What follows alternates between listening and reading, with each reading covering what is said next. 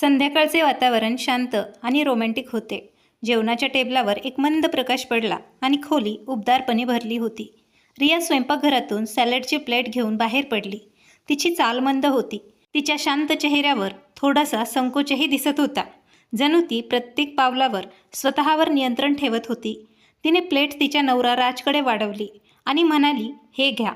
राजने plate घेत अनावधानाने तिच्या बोटांना स्पर्श केला. क्षणिक स्पर्श रियासाठी तो वादळ होता. तिचे संपूर्ण शरीर थरथर कापले. तिचे हृदय अचानक वेगाने धडधडू लागले.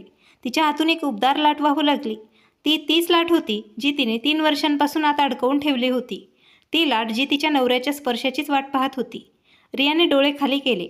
तिचे ओठ थरथरले. राजचा तीक्ष्ण आवाज ऐकू आला. ती एकही शब्द न बोलता त्या भावनेत हरवली. "अरे देवा, रिया, तू ही प्लेटही नीट धरू शकत नाहीस? किती मूर्ख आहेस तू." संपूर्ण खोली शांत झाली. रिया क्षणभर गोठली. तिच्या आत उठलेली थरथर क्षणात ती विसरून गेली. तिने कोणाकडेही मागे वळून पाहिले नाही. ती फक्त वळली आणि शांतपणे स्वयंपाकघराकडे चालत गेली. दार बंद होताच तिची पावले थबकली. ती सिंकजवळ उभी राहिली. नंतर हळूहळू खाली बसली. तिच्या डोळ्यातून एकामागून एक अश्रू वाहू लागले.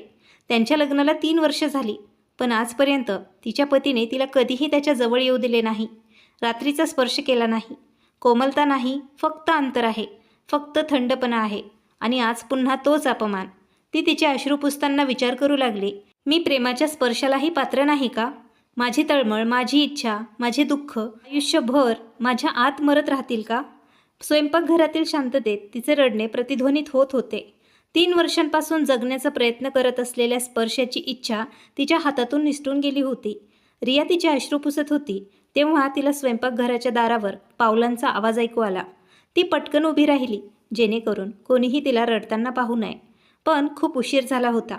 तिचा दीर रमाकांत दाराशी उभा होता. त्याच्या डोळ्यात काळजी स्पष्ट दिसत होती. त्याने हाक मारली, "वहिनी, तू ठीक आहेस ना?" रियाने घाबरून उत्तर दिले, "हो, मी ठीक आहे." रमाकांत जवळ आला आणि गंभीर स्वरात म्हणाला, "भैया जे बोलले ते बरोबर नव्हतं. तुमच्या दोघांमध्ये सर्व काही ठीक आहे का?" भैया इतका विचित्र का वागत होता? रियाच्या हृदयात निर्माण झालेली वेदना पुन्हा वर आली. तिला असे वाटले की कोणीतरी तिने इतक्या वेळ लपवून ठेवलेल्या जखमेकडे पाहत आहे. ती भिंतीला टेकून हळूहळू उभी राहिली. तिच्या डोळ्यातून अश्रू येऊ लागले, पण ती शांतपणे म्हणाली, "काही नाही रमाकांत, माझा मूड खराब होता." रमाकांतने मान हलवली आणि म्हणाला, "वहिनी, मी लहान मूल नाहीये. सगळं स्पष्ट दिसत होतं. भैया तुला पाहतही नव्हता आणि तू तर होतीस."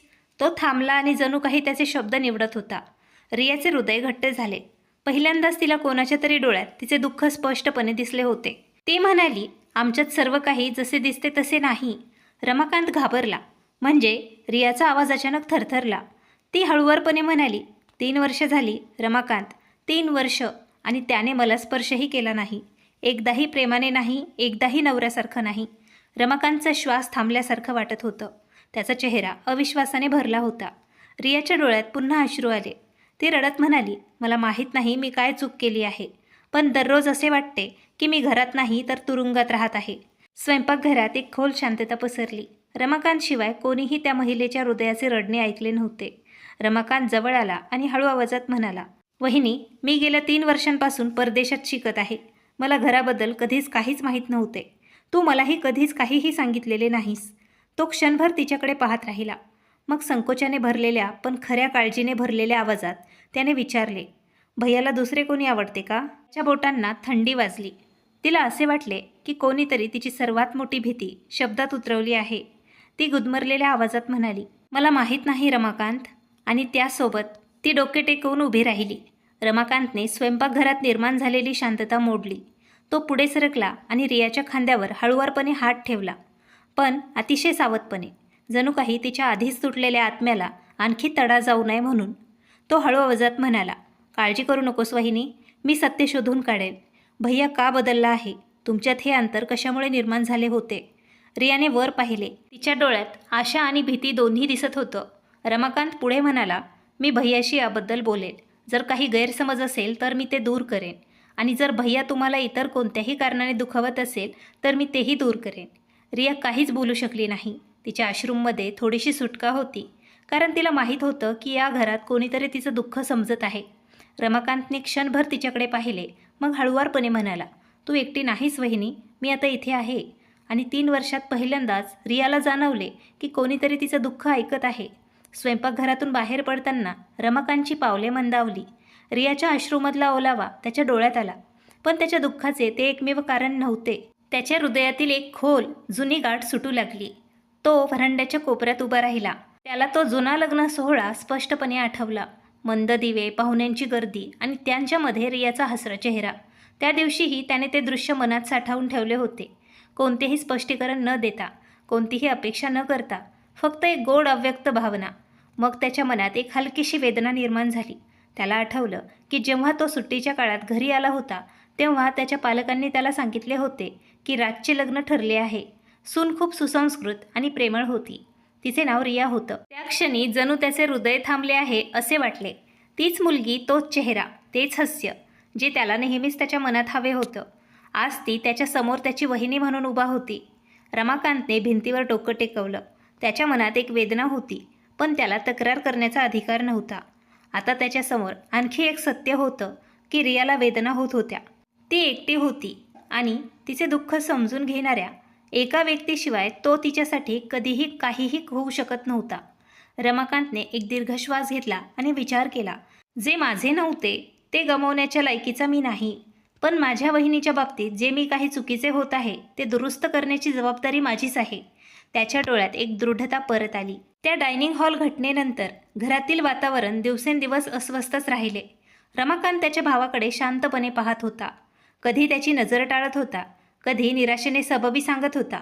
त्याला जाणवले की प्रकरण खूप खोलवर गेलं आहे आणि रिया दररोज अधिकाधिक तुटत चालली आहे. एके संध्याकाळी जेव्हा राज त्याच्या खोलीतून बाहेर पडला, त्याचा मोबाईल फोन तो लपवत होता. तेव्हाच रमाकांतचा संयम संपला. त्याने त्याच्या भावाचा फोन उचलला. स्क्रीन उघडीच राहिली. अनेक गप्पा, अनेक फोटो आणि एक सत्य. राजला मुलींमध्ये रस नव्हता. त्याला एक मुलगा आवडला होता.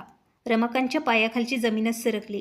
त्याला काही काळ समजलेच नाही, पण सत्य उघड झाले आणि आता तो ते सत्य लपवू शकला नाही. दुसऱ्या दिवशी सकाळी रमाकांतने त्याच्या पालकांना सर्व काही सांगण्याचे धाडस केले. तेवढ्यात राज दारात उभा राहिला. त्याचा चेहरा पांढरा पडला होता. त्याचे डोळे थकले होते. जणू काही वर्षानुवर्ष धावपळीने तो थकलेला आहे. तो म्हणाला, हो, हे खरं आहे. मी असा आहे जसं तुम्ही सर्वांनी कधीच कल्पना केली नसेल. तुम्हाला हवे होते म्हणून मी लग्न केलं. मी रियाला कधीही नवऱ्याचं प्रेम देण्याचा प्रयत्नच केला नाही आणि मी कधीही तसे करणार नाही. त्याची आई रडू लागली. वडिलांचा चेहरा रागाने लाल झाला. पण कोणताही वाद न घालता राज म्हणाला, मला या घरात राहायचंच नाही. मला माझे आयुष्य माझ्या पद्धतीने जगायचे आहे. मी जात आहे. थोड्या वेळाने तो त्याची बॅग उचलून पायऱ्यांकडे निघाला. रिया दाराशी उभी राहिली. ती सर्व काही ऐकत होती आणि तिच्या अंतर्गत आशा पूर्णपणे भंग पावली होती. त्या रात्री रिया तिच्या खोलीत एकटीच रडत बसली.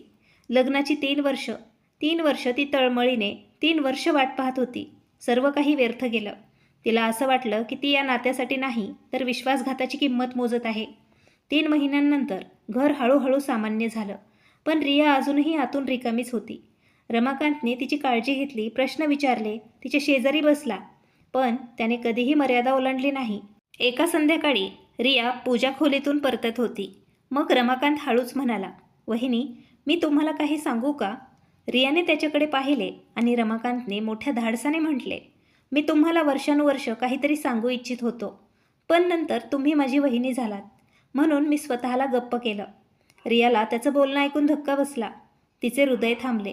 रमाकांतने आपली नजर खाली केली आणि म्हणाला, मी तुम्हाला पहिल्यांदाच एका लग्नात पाहिलं होतं आणि तेव्हाच तुम्ही माझे हृदय जिंकले होते. पण मला माहीत होतं की मला कोणतेही अधिकार नाहीत, आजही नाहीत, जोपर्यंत तुम्हाला ते हवे नाही. तो एक पाऊल मागे हटला. जणू काही त्याच्या स्वतःच्या शब्दांनी तो घाबरला. मग गुदमरलेल्या आवाजात तो म्हणाला, मी तुम्हाला फक्त विचारू इच्छितो की तुम्ही मला ते प्रेम देण्याचा अधिकार द्याल का ज्याला तुम्ही खरोखर पात्र आहात? मी वचन देतो, मी तुम्हाला कधीही एकटं रडू देणार नाही.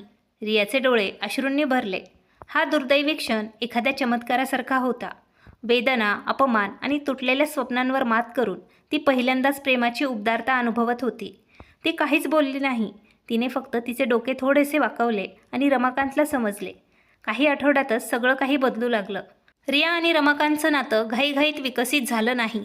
हळूहळू आणि समजूतदारपणे एकमेकांच्या वेदनांना सांत्वन देत. मग एके दिवशी रमाकांत म्हणाला, आता आपण ही गोष्ट घरच्यांना स्पष्टपणे सांगूया. मला ते लपवून जगायचं नाही.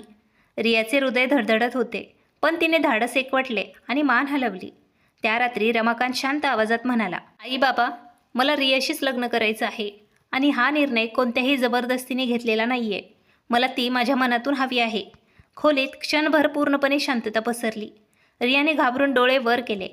आई तिच्याकडे पाहत होती. ती म्हणाली, बेटा, आपण या घराच्या सुनेला खूप काही दुःख दिले आहे.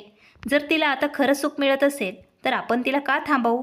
वडिलांनी एक दीर्घ श्वास घेतला आणि ते म्हणाले, जे व्हायचे होते ते झाले. आता आपण दोघेही तुमच्यासोबतच आहोत. रियाचे डोळे अश्रूंनी भरले.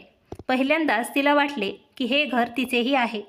काही महिन्यानंतर तिने राजला घटस्फोट दिला आणि त्यांचे लग्न कुटुंब आणि काही जवळच्या नातेवाईकांच्या उपस्थितीतच झाले. वर्षानुवर्ष रियाच्या चेहऱ्यावर शांतीच होती. रमाकांतने तिचा हात धरला आणि तो म्हणाला, तुझ्या आयुष्यात आता दुःख राहणारच नाही. मी हे माझे वचन नाही तर माझे कर्तव्य मानतो. रियाच्या नजरा खाली होत्या. वर्षानुवर्षाच्या वेदना शांत हास्यांमध्ये बदलत होत्या. राजही लग्नाला आला होता, हुशार, शांत आणि आता त्याच्या खऱ्या ओळखीत स्वातंत्र्याने. तो रियाच्या समोर उभा राहिला आणि तिला म्हणाला, मी तुझी माफी मागण्यास पात्र नाही, पण मला आनंद आहे की तू एकटी नाहीस आणि रमाकांतचे हृदय शुद्ध आहे. तो तुझी काळजी घेईल. रियाने फक्त नम्रतेने डोके टेकवले. राज हसला आणि बाजूला उभा राहिला. आता तो त्याच्या नवीन जगात, त्याच्या निवडी, त्याचे सत्य आणि त्याचे स्वातंत्र्यामध्ये मग्न होता. त्याचे कुटुंब त्याला सोडत नव्हते. अधूनमधून तो सर्वांची चौकशी करत असे, पण आता त्याला स्वतःचा मार्ग, स्वतःचे जीवन मिळाले. काही महिन्यांनंतर रमाकांत आणि रियाचे जग फुलले. रियाच्या कुशीत एक लहान बाळ होतं आणि तिच्या डोळ्यात तीच चमक होती जी विश्वासघाताने एकेकाळी विझली होती. तीच चमक आज खऱ्या प्रेमाने पुन्हा जागृत झाली आहे. अंगणात हास्याचे आवाज येत होते आणि यावेळी रिया खरोखरच घरीच होती. तर मित्रांनो, तुम्हाला ही कथा आवडली असेल तर कृपया कमेंट करा आणि नवीन कथांसाठी मराठी कथांचा संग्रह या चॅनलला सबस्क्राईब करायला विसरू नका. भेटूया एका नवीन कथेसह. तोपर्यंत धन्यवाद.